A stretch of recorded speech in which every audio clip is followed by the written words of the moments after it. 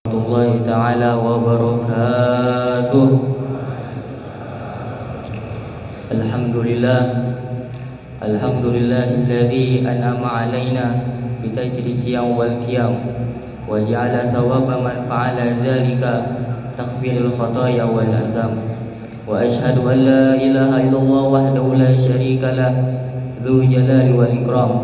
Wa asyhadu anna sayyidina maulana Muhammad abduhu wa rasuluhu afdhala ma shalla wa hajja wa sham. Allahumma sholli wa sallim ala sayyidina Muhammadin wa ala ali sayyidina Muhammad.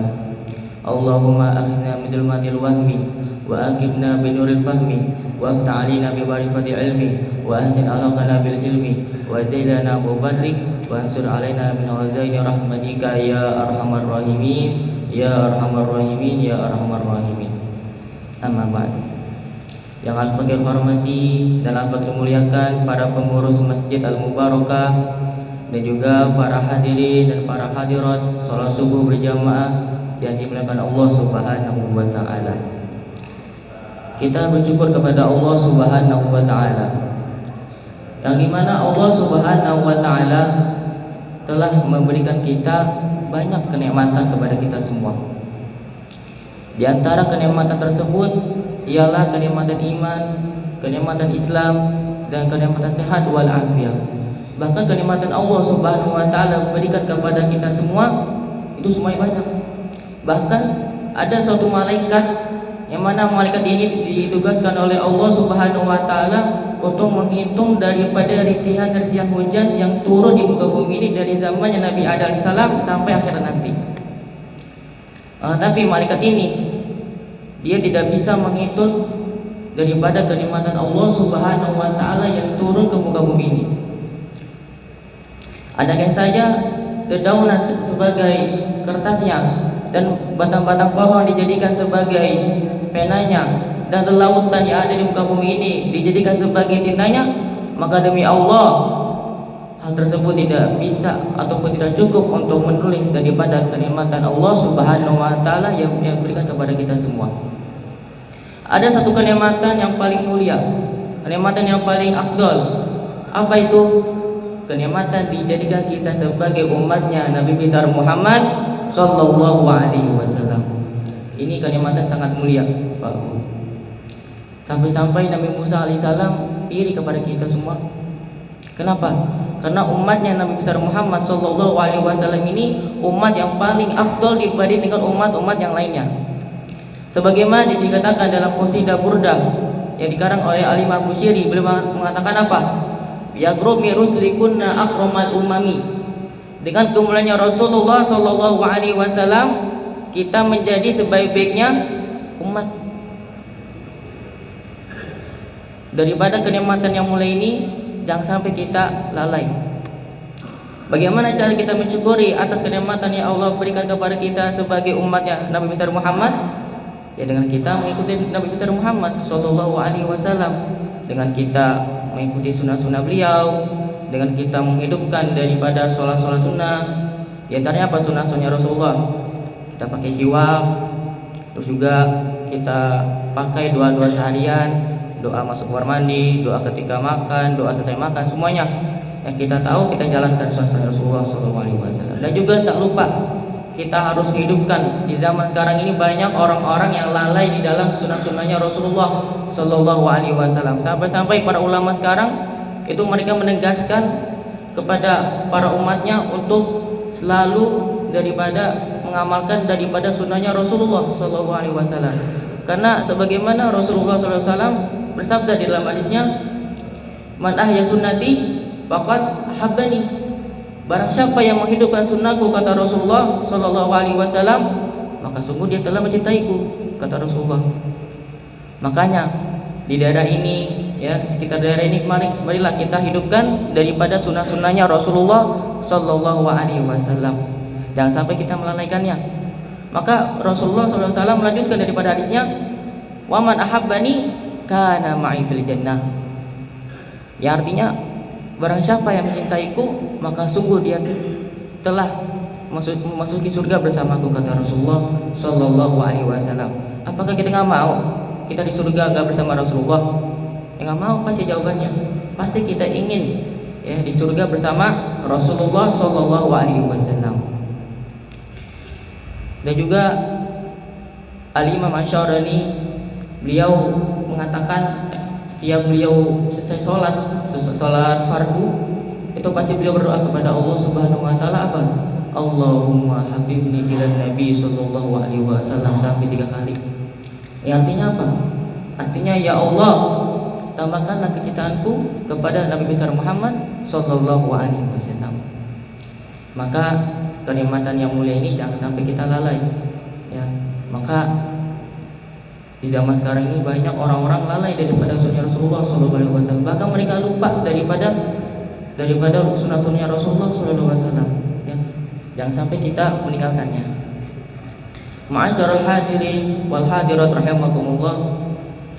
Duduknya Al-Fakir sini sebagai badal saya punya ayah Al-Mukarram Kiai Haji Ahmad Firdaus Rahmani, yang mana saat ini beliau sedang sakit ya. Sedang sakit gara-gara kecapean kemarin. Maka Al-Fakir sebagai badal untuk beliau. Karena Al-Fakir masih santri, belum dipanggil ustadz belum. Ya. Al-Fakir mondok di pondok pesantren Al-Falah di daerah Citerep, pimpinan daripada Sayyidul Walid Abuya Al-Habib Muhammad Ridha bin Ahmad bin Yahya. Ada yang tahu beliau? Ada yang tahu angkat tangan? Ada yang tahu nggak? Tahu? Alhamdulillah. Yang mana beliau ini lulusan Madinah sama guru kita Kiai Haji Ahmad Firdaus Rahmani. Jaraknya 3 tahunan lah jaraknya. Dan Al-Fakir duduk di sini ingin menyampaikan ada 3 poin daripada yang harus kita jaga. 3 poin ini Al-Fakir ringkas daripada beberapa kitab, diantaranya Risalatul Mu'awana karangannya Al-Habib Abdullah bin Alwi bin Muhammad Al-Haddad. Ada juga kitab Risalatul Jami'ah karangan Al-Habib Ahmad bin Zain Al-Habsyi ya, dan lainnya. Poin pertama harus kita ingatkan. Poin pertama ini adalah bagaimana caranya kita melawan hawa nafsu. Nah, di bulan Ramadan ini kita diwajibkan untuk namanya berpuasa. Sebagaimana dalilnya sudah jelas ya. Apa sih tujuan Allah Subhanahu wa taala mewajibkan kita untuk namanya berpuasa? Tujuan Allah Subhanahu wa taala untuk berpuasa kepada seluruh umat muslim ialah untuk mematikan daripada hawa nafsu kita nih. Nafsu kita ini adalah musuh terberat kita. Ya. Dan juga dengan kita berpuasa di bulan Ramadan ini, yang mana hawa nafsu kita semua itu lama-kelamaan dia menurun dia. Kenapa? Karena hawa nafsu itu malas untuk mengajak setiap manusia untuk melakukan daripada kebaikan. Gitu. Maka hati-hati nih ketika kita berbuka puasa. Ya. Apalagi orang-orang banyak nih buka puasa dengan makanan-makanan yang lezat, dengan minum-minum yang seger. Emang sunnahnya di dalam kita berbuka puasa awalnya emang dengan hal yang manis. Ya. Yang pertama disunahkan ya kita untuk berbuka puasa dengan yang lezat. Yang pertama, tingkatan yang pertama nih, yang paling afdol, yang paling diutamakan yaitu makan kurma. Ya, ketika kita berbuka puasa nih, maka awali dulu kita makan kurma, jangan langsung minum. Ya, makan kurma dulu, baru selesai, udah, baru kita minum yang segar. Kita baru nyemil pakai gorengan lah atau pakai apa. Nah, setelah itu baru kita baca doa buka puasa. Ya. Itu daripada adab-adabnya ketika kita berbuka puasa. Ya. Tadi ya, melawan daripada hawa nafsu. Kalau kita tahu daripada cerita para salafun saleh, cerita guru-guru kita yang terdahulu, diantaranya apa? Ada suatu cerita Syekh Abdul Qadir Al-Jilani. Suatu cerita itu beliau setiap habis sholat isya itu beliau baca Quran sampai subuh setiap hari.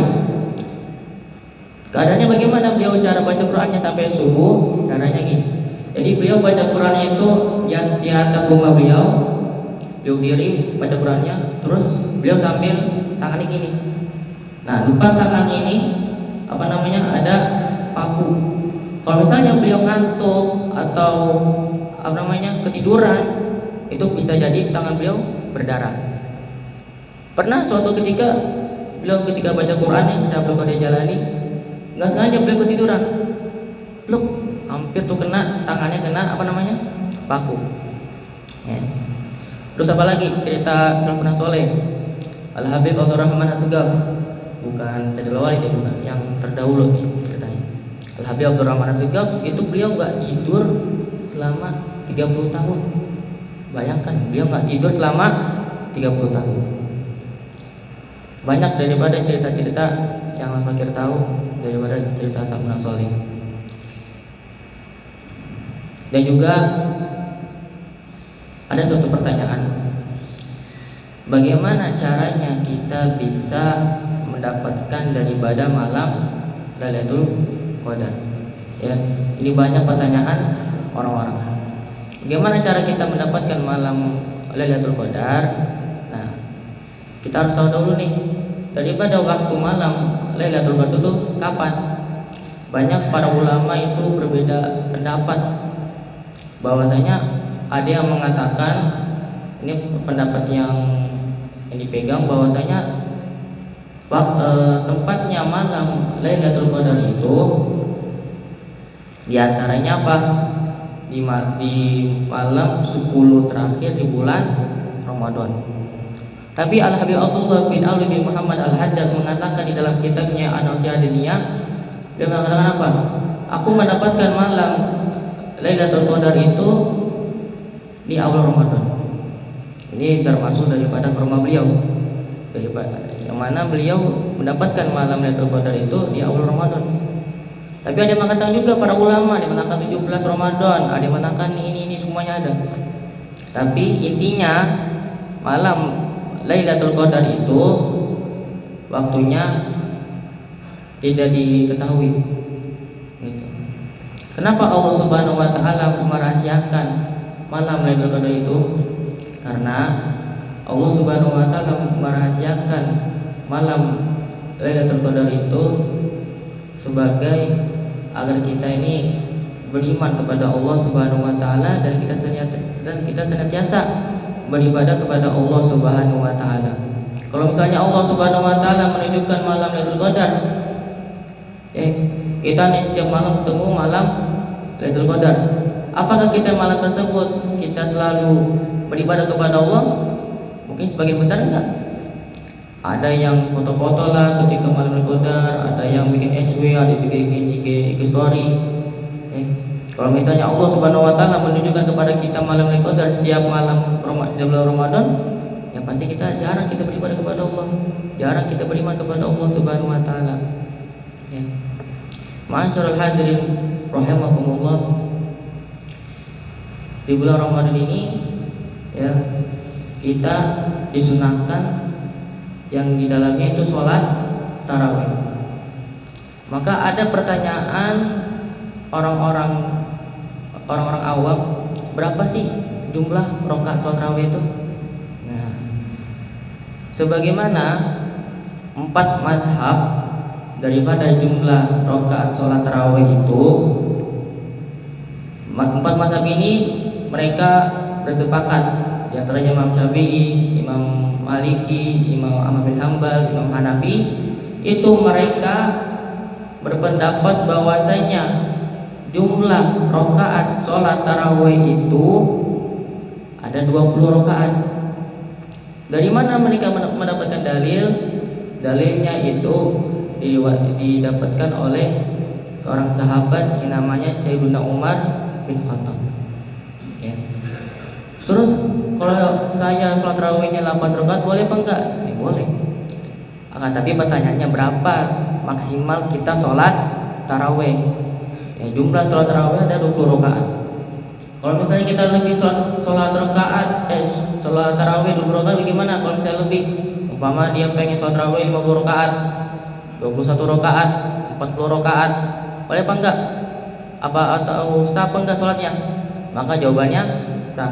Akan tapi sholatnya dia itu tidak dihitung sebagai sholat tarawih, akan tapi dia dihitung sebagai sholat sunnah mutlak. Kalau misalnya ada bapak ibu-ibu pengen sholat tarawih umpama 100 rakaat, 100 rakaat, maka setelah 20 rakaat itu dia dihitung sebagai sholat sunnah mutlak. Dan juga para hadirin dan para hadirat yang dimuliakan Allah Subhanahu wa taala, ngantuk ya? Iya. Ya. Sebentar kok, saya cuma ngomong di sini ya. Dan juga ya jangan sampai kita ninggalin sholat tarawih. Ya. Kalau kita tahu nih sejarahnya sholat tarawih ini, dulu Rasulullah SAW pada awal sholat tarawih itu melakukannya di masjid. Ya. Melakukannya sholat tarawih di masjid. Itu beliau sholat tarawih sendiri doang. Tapi gara-gara para sahabat melihat beliau ketika sholat tarawih sendirian, akhirnya para sahabat ngikutin beliau. Setiap hari malam gitu, sholat tarawih berjamaah. Pada suatu hari Rasulullah SAW nggak ikut sholat tarawih di masjid. Itu beliau sengaja nggak sholat tarawih di masjid. Sampai para sahabat menunggu beliau untuk melaksanakan sholat tarawih. Keesokan harinya Rasulullah SAW datang lagi di masjid. Sampai para sahabat nanya kepada Rasulullah, "Ya Rasulullah, kenapa ente enggak sholat tarawih di masjid?" Bahasa kita gitu. Terus jawabannya Rasulullah apa? "Aku sengaja tidak sholat tarawih di masjid karena aku takut, karena aku khawatir akan ada turunnya sholat tarawih itu diwajibkan. Maka aku khawatir dengan umat-umat yang akan datang, karena aku khawatir daripada kalau misalnya mereka diwajibkannya untuk sholat tarawih, pasti mereka banyak ninggalin. Maka ini adalah bukti daripada rahmatnya Rasulullah SAW kepada kita semua. Artinya Rasulullah SAW tidak memperdulikan umat yang sezaman dengan beliau, akan tetapi beliau juga memperdulikan daripada umat-umat yang akan datang. Contohnya apa lagi? Ketika Rasulullah SAW diberitakan untuk yang namanya diwajibkannya sholat sunnah, sholat fardu, itu awalnya berapa waktu? Ada yang mengatakan 200-an lah ke atasan. Tapi ketika Rasulullah SAW dengar diberitakannya oleh Allah Subhanahu wa taala untuk mewajibkan sholat fardu 200 waktu atasan, itu beliau minta lagi kepada Allah Subhanahu wa taala untuk meringankan waktu sholat fardu itu, diringankan sampai 5 waktu. Bahkan ketika Rasulullah turun ke muka bumi, Nabi Musa alaihissalam tanya kepada Rasulullah, berapa jumlah waktu sholat fardu? Aku diberitakan oleh Allah Subhanahu wa taala untuk mewajibkan sholat fardu 5 waktu. Apakah emang tidak memberatkan kepada umat-umatmu yang akan datang? Kata Rasulullah SAW, akan tapi aku bingung. Ya, aku juga khawatir dengan umat yang akan datang, karena mereka aja bisa meninggalkan 5 waktu ini. Mau yang wajib yang sunnah tetap ditinggali oleh mereka. Ya. Maka di zaman sekarang ini kita harus melaksanakan daripada hal-hal yang diwajibkan oleh Allah Subhanahu wa taala. Sholat fardu, terus juga puasa di luar Ramadan. Banyak orang-orang di luar sana, banyak yang puasa. Terakhir sebelum Al-Fakir tutup, Al-Fakir ingin memberikan yang pertama tadi apa? Cara kita melawan hawa nafsu kita, ya. Nah, cara melawan nafsu ini caranya bagaimana? Caranya kita adalah untuk selalu kita beribadah kepada Allah Subhanahu wa taala. Tapi susah kita ngerjainnya. memang awal-awalnya memang susah. Ya, kita nih pengen melawan nafsu, pasti ada aja gangguannya bagi sholat. Aduh, lama lagi imamnya, gitu kan. Terus juga kalau misalnya kita pengen sholat fardu, umpama sholat zuhur, lagi main HP kan, lagi scroll TikTok, aduh tuh udah masuk waktunya zuhur, aduh udah masuk waktunya zuhur nih, ntar aja lah. Nah, kata-kata ntar itu kata-kata hawa nafsu, maka hati-hati ya, Nah, caranya cara kita melawan hawa nafsu itu caranya kita jangan memperdulikan kata-kata hawa nafsu. Umpama kita nih pengen sholat, tiba dalam diri kita, udah ntar aja sholatnya. Nah, kalau misalnya kita rasakan kayak gitu, langsung sholat. Jangan jangan ikut kata-kata hawa nafsu. Jangan ikutin. Poin yang kedua yaitu adalah jangan sampai meninggalkan hal yang wajib maupun hal yang sunnah. Tadi tuh ya kayak contohnya sholat tarawih, ya jangan sampai kita ninggalin sholat tarawih tuh. Ya juga hal yang wajib kayak sholat fardu, jangan sampai kita sholat fardu di waktu, kalau kita belajar fikih itu waktu jawaz bil karoha. Kalau kita belajar fikih, ya kalau misalnya kita sholat di waktu jawaz bil karoha, itu kita sholat mendapatkan kemakruhan, gitu. Ya. Apalagi di waktu hurma, ya Allah, nauzubillah min dzalik. Ya. Waktu hurma contohnya bagaimana? Umpama sholat zuhur keluarnya di jam berapa? 3.50 umpama. Keluarnya waktu zuhur jam 3.50. Terus kita sholat jam 48. Nah, umpama gini ya, kita kasih contoh. Kita sholat zuhur jam 3.48.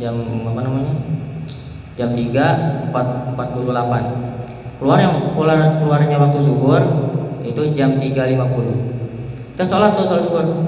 Sholat cuman dapat umpama 2 rakaat doang.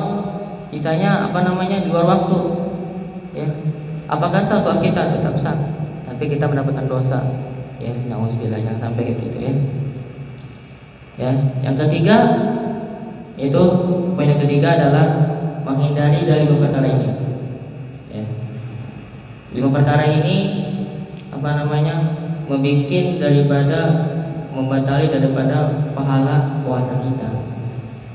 Ya, pahala puasa kita. Di antaranya apa?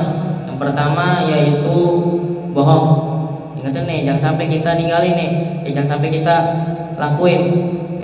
Kita ninggalin nih perbuatannya. Yang pertama bohong. Ya. Kenapa? Karena bohong ini itu adalah merusak daripada keimanannya seseorang atau menurunkan daripada keimanannya seseorang. Maka banyak nih orang-orang nanya, Ustaz, kok iman saya turun? Kadang naik, kadang turun. Faktornya itu gara-gara dia sering bohong. Sampai-sampai Rasulullah SAW ditanya oleh seorang, ya Rasulullah, apakah ada seorang yang beriman akan tapi dia pelit? Maka jawaban Rasulullah SAW ada. Ditanya lagi oleh orang, ya Rasulullah, emangnya ada orang yang beriman tapi dia pengecut atau dia takut? Maka jawabannya Rasulullah SAW ada. Ditanya lagi oleh seorang, ya Rasulullah, apakah ada seorang yang beriman akan tapi dia berbohong? Maka jawabannya Rasulullah SAW nggak ada. Ya, nggak ada kata Rasulullah SAW orang beriman tapi dia bohong. Nggak ada. Karena kita tahu bahwasanya bohong ini adalah perbuatan yang paling buruk dan bisa daripada menurunkan ataupun merusak daripada keimanan kita semua nih. Jangan sampai kita bohong. Yang kedua apa? Yang kedua ghibah. Nah, ghibah ini itu maksudnya apa? Kita membicarakan hal-hal keburukan orang lain dari belakang. Umpama ada orang namanya Umar, Abu Lahab. Ada orang namanya Abu Lahab. Dia ngobrol sama Abu Jahal. ngobrol itu berdua. Keburukan umpama kita ambil namanya Umar. Ini Abdullah apa Abu Jahal nih ngobrolin keburukan si Umar. Abu Jahal datang Umar. Dia udah tahu bau, udah tahu ceking lagi gini. Nah, itu dia ghibah tuh, membicarakan keburukan orang lain. Nah, maka orang yang berbicara maupun orang yang dengar itu dia mendapatkan dosa ghibahnya. Nah, bagaimana caranya kita bisa diampuni dosa ghibah ini? Caranya satu, yang pertama yaitu adalah kita minta ridho, kita minta maaf kepada orang yang kita gibahin. Terus kalau misalnya orang yang nggak ridho gimana? Masih tetap ada dosa kita. Kita tunggu sampai dia ridho kepada kita. Itu caranya, ya. Cara daripada mengampuni dosa ghibah. Ya, nauzubillah, jangan sampai kita melakukan hal seperti itu. Yang ketiga yaitu namimah, mengadu domba. Ya. Apalagi banyak di zaman-zaman ini banyak bangsa-bangsa kita nih, bangsa Indonesia banyak diadu dombakan, banyak tuh. Ya. Bahkan guru kami Sayyidul Walid Abu Habib Muhammadur bin Hamad bin Yahya ketika menjelaskan tentang namimah tuh beliau ceritain tuh tentang keadaan bangsa-bangsa ini. Faktornya itu banyak yang ngadu domba. Gitu. Contohnya apa ngadu domba?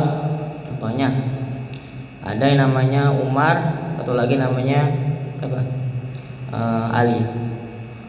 Muhammad si Umar ngomong ke Ali, kenapa? Oh no, ente diajak ribut sama si Usman. Iya. Udah tuh si Ali datang ke Usman. Woi Usman, ente yang ngajak ribut mana ya? Nah, itu namanya adu domba tuh. Ya, jangan sampai kita melakukan hal seperti itu ya, para hadirin dan para hadirat. Yang keempat yaitu apa? Sumpah palsu. Kita bersumpah bahwa nama Allah tapi gak benar. Contohnya apa? Ada orang nanya, emangnya itu udah sholat zuhur? Oh iya, ada dosa zuhur. Demi Allah ada dosa zuhur. Tapi hakikatnya apa? Dia belum sholat zuhur, maka dia mendapatkan dosa. Nah, dan juga dia mendapatkan kafarah. Sebenarnya di antara kafarah yang paling ringan itu kita berpuasa selama 3 hari. Selama 3 hari, ya. Kalau misalnya 3 hari itu kita pisah-pisah, umpama kita puasanya Senin, Kamis, sama Senin lagi, boleh apa enggak? Boleh. Ya, jawabannya diperbolehkan. Kalau misalnya kita puasa 3 hari tapi enggak berurutan, maksudnya bisa-bisa kayak tadi tuh Senin, Kamis sama Senin lagi, itu nggak apa-apa, ya. Apalagi kita bawa nama Allah, ya Allah, ya. Allah marah sama kita, jangan sampai, ya. Yang kelima yaitu timbulnya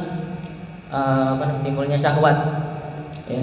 Timbulnya rasa syahwat. Jadi timbulnya rasa syahwat ini enggak semesti kita lihat orang, enggak.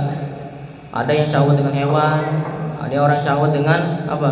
Dengan tembok lah, atau dengan tisu lah, atau apa ya. Yang penting dia timbul syahwatnya. Gitu. Kalau kita baca di fikih, kalau apa kita lihat tuh dalam kitab Nailur Rajab, syarah daripada Safinatun Najah, di situ mengatakan apa? Tanda daripada syahwat itu kalau bagian perempuan itu di situ dikatakan kalau misalnya perempuan syahwat itu dia biasanya pengen nikah, ya.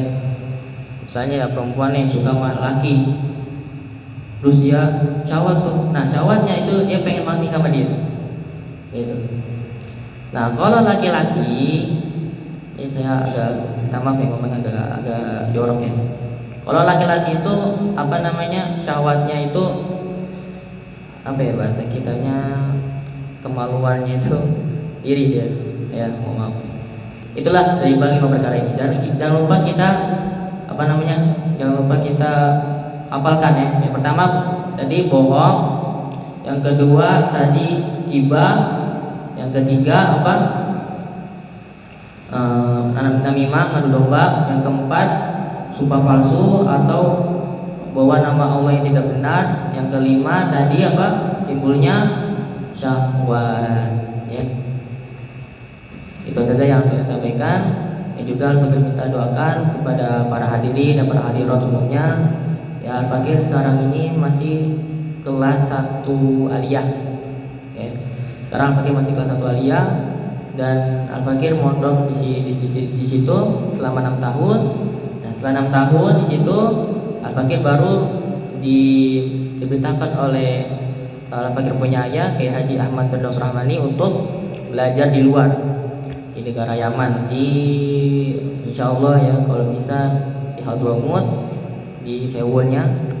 Itu nama pondoknya Ribat Al-Habsyi, ya, pimpinan Al-Habib Muhammad bin Husain Al-Habsyi, daripada cucunya Maulid Sibtudura, yaitu Al-Habib Ali bin Muhammad bin Husain Al-Habsyi, ya. Al-Fakir minta doanya kepada antum semua ya, agar Al-Fakir ini bisa istiqomah dalam belajarnya, agar Al-Fakir ini bisa bersabar dalam menuntut ilmu. Karena Al-Fakir ini sekarang umurnya kalau tahun ini udah 18 tahun. Seharusnya Al-Fakir sekarang duduk di kelas, kalau naik kelas tuh biasanya 3 aliyah. Tahun ini kelas 3 aliyah, tapi gara-gara faktornya Al-Fakir pindah pondok, ya. Dulu Al-Fakir sebelum mondok di Al-Falah itu mondoknya di Miftahul Ulum, pimpinan Kiai Haji Muhyiddin Ishaq, ya.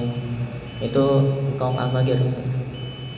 Itu situ Al-Fakir belajar selama 2 tahun.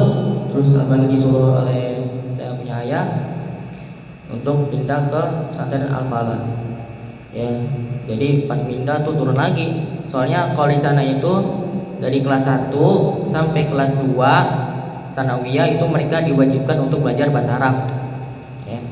Terus kelas 3 sampai kelas 6 itu mereka difokuskan untuk belajar fikih. Bagi para bapak-bapak ibu-ibu yang pengen memondokin anaknya, ya, antum bisa cek di IG-nya, Pondok Pesantren Al-Falah. Kalau nama IG-nya itu Pompes Al-Falah Yuda, Pompes Al-Falah, ya. Antum klik tuh di akunnya. Kalau antum tahu wajahnya Sayyidul Walid Abu Ya'la Habib Muhammad Ridho bin Ahmad bin Yahya, itu ada muka beliau di situ, ya. Kalau yang pengen mondokin anaknya bisa di situ. Nah, letaknya di mana? Letaknya di daerah Citerep di Bogor, ya. Bagi yang pengen mondokin anaknya, Al-Fakir rekomendasi di pesantren Al-Falah, ya. Ini saja yang Al-Fakir sampaikan. Kalau misalnya ada kata-kata yang kurang enak didengar, ataupun kata-kata yang kurang pantas untuk didengar, ataupun kata-kata yang enggak cocok, ataupun kata-kata yang tidak nyambung, ya. Karena Al-Fakir ini masih belajar untuk ngomong, untuk kayak gini-gini itu masih belajar, ya. Kurang lebih mohon maaf. Bila taufiq wal hidayah. Wassalamualaikum warahmatullahi taala